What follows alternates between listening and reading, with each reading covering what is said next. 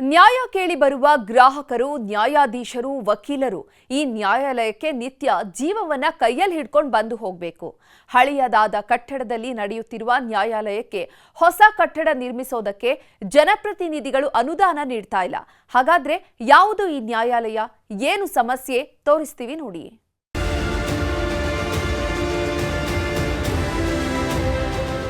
ವಿದ್ಯುತ್ ವೈರ್ಗಳು ನೇತಾಡ್ತಿವೆ. ಸಿಮೆಂಟ್ ಉದುರಿ ಮೇಲ್ಚಾವಣಿಯ ಕಂಬಿಗಳು, ಇಟ್ಟಿಗೆಗಳು ಕಾಣಿಸ್ತಿವೆ. ಮಳೆ ನೀರು ಕುಡಿದು ಗೋಡೆಗಳು ಬೀಳುವ ಹಂತದಲ್ಲಿವೆ. ಅಷ್ಟಕ್ಕೂ ಇದು ಕೊಪ್ಪಳ ನಗರದಲ್ಲಿರುವ ಜಿಲ್ಲಾ ಗ್ರಾಹಕರ ವ್ಯಾಜ್ಯ ಪರಿಹಾರ ಆಯೋಗದ ನ್ಯಾಯಾಲಯದ ಕಟ್ಟಡ. ಸುಮಾರು 122 ವರ್ಷಗಳ ಹಳೆಯ ಕಟ್ಟಡ ಇದಾಗಿದ್ದು, ಸಿಬ್ಬಂದಿ ಜೀವ ಕೈಯಲ್ಲಿ ಹಿಡಿದು ಕಾರ್ಯನಿರ್ವಹಿಸುತ್ತಿದ್ದಾರೆ. ರಾಯಚೂರಿನಿಂದ ಬೇರ್ಪಟ್ಟ ಬಳಿಕ ಕೊಪ್ಪಳ ಜಿಲ್ಲೆಯಲ್ಲಿ 2002ರಲ್ಲಿ ಜಿಲ್ಲಾ ಗ್ರಾಹಕರ ವ್ಯಾಜ್ಯಗಳ ಪರಿಹಾರ ಆಯೋಗ ಆರಂಭವಾಯಿತು. 1903ರಲ್ಲಿ ಆಗಿನ ನಿಜಾಮರ ಆಡಳಿತದಲ್ಲಿ ನಿರ್ಮಿಸಲಾಗಿದ್ದ ನ್ಯಾಯಾಲಯದ ಕಟ್ಟಡವನ್ನು ಗ್ರಾಹಕರ ನ್ಯಾಯಾಲಯಕ್ಕೆ ಸರ್ಕಾರ ನೀಡಿತ್ತು. ಹಳೆಯದಾದ ಈ ಕಟ್ಟಡ ಈಗ ಕುಸಿಯುತ್ತಿದೆ.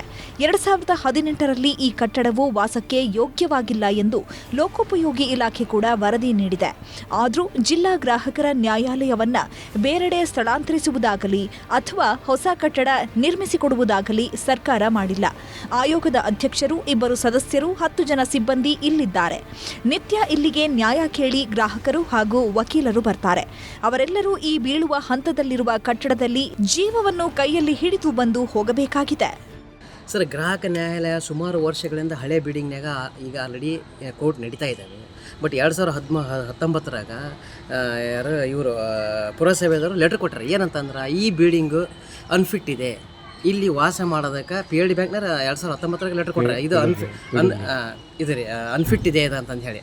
ಹೀಗಾಗಿ ಈ ಬಿಲ್ಡಿಂಗ್ ಅನ್ಫಿಟ್ ಅಂತ ಲೆಟ್ರ್ ಕೊಟ್ಟ ಮೇಲೆ ಅವ್ರು ಆದರೂ ಕೂಡ ಇಲ್ಲಿ ಯಾಕೆ ಅದಾರಪ್ಪ ಅಂತಂದ್ರೆ ಸೈಟ್ ಇದೆ, ಬಟ್ ಫಂಡ್ ರಿಲೀಸ್ ಆಗ್ತಾ ಇಲ್ಲ. ಗ್ರಾಹಕರ ನ್ಯಾಯಾಲಯಕ್ಕಾಗಿ ನಗರದಲ್ಲಿ 2022ರಲ್ಲಿ ನಿವೇಶನ ನೀಡಲಾಗಿದೆ. ಈ ವರ್ಷ ಹೊಸ ಕಟ್ಟಡ ನಿರ್ಮಾಣಕ್ಕೆ KKRDBಯಿಂದ ಅನುದಾನ ಸಿಗಬಹುದು ಅಂತಿದ್ದಾರೆ ಆಯೋಗದ ಅಧ್ಯಕ್ಷೆ ಸೌಭಾಗ್ಯಲಕ್ಷ್ಮಿ. ನಮಗೆ ಓನ್ ಬಿಲ್ಡಿಂಗ್ ಇಲ್ಲ ಇಲ್ಲಿ ಕನ್ಸ್ಯೂಮರ್ ಕೋರ್ಟ್ಗೆ.